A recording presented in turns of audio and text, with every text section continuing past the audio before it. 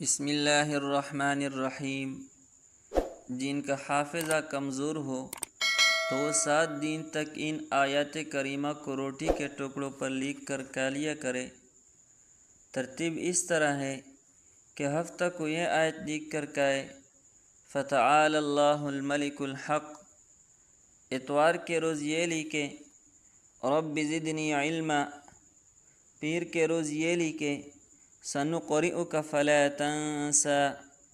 منگل کے روز یہ لکھے: انہ یعلم الجہر وما یخفی۔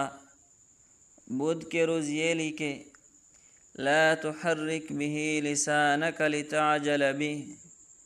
جمعرات کے روز یہ لکھے: ان علینا جمعہ وقرآنہ۔ جمعہ کو یہ لکھے: فَإِذَا قَرَأْنَاهُ فَاتَّبِعْ قُرْآنَهُ۔